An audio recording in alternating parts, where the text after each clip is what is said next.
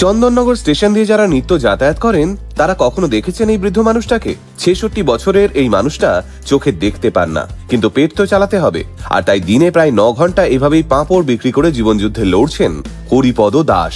Better ইন্ডিয়ার প্রতিবেদন থেকে জানা যায় চন্দননগরের নতুন পল্লীর বাসিন্দা এই বৃদ্ধ মানুষটা। যদিও হরিপদ বাবুকে আপনি চন্দননগর স্টেশনেই পাবেন। হরিপদ বাবুর যখন বয়স মাত্র ৫ বছর, সেই সময় মেনিনজাইটিস রোগে আক্রান্ত হয়ে তার দৃষ্টিশক্তি চলে যায়। তারপর থেকে গোটা পৃথিবীটাই অন্ধকার হয়ে যায় হরিপদ বাবুর কাছে। চন্দননগর স্টেশনের ১ নম্বর প্ল্যাটফর্মে সকাল ১১টা থেকে রাত ৮:৩০ অবধি পাঁপড় বিক্রি করেন মানুষটা। স্ত্রী নেই, একটি দুর্ঘটনায় প্রয়াত হয়েছেন তিনি। যদিও হরিপদ বাবুর একটি ছেলে রয়েছে, তিনি ট্যাক্সি চালান, কিন্তু হরিপদ বাবুর ওষুধের যে অনেক খরচ, তাই ছেলের কাছে নয় বরং নিজেই নিজের দায়িত্ব কাঁধে তুলে নিয়েছেন তিনি। আর এভাবেই রোদ ঝড় জল মাথায় করে ওষুধের টাকা জোগাড় করতে পাঁপড় বিক্রি করে চলেছেন মানুষটা।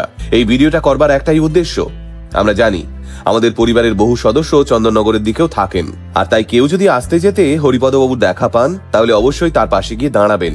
যে সময় দাঁড়িয়ে মানুষ সুস্থ শরীর নিয়েও হাত পেতে সাহায্য নিতে দুবার ভাবে না, সে সময় একজন দৃষ্টিহীন অসহায় বাবা এভাবেই লড়ছেন নিজের অভাবের সঙ্গে।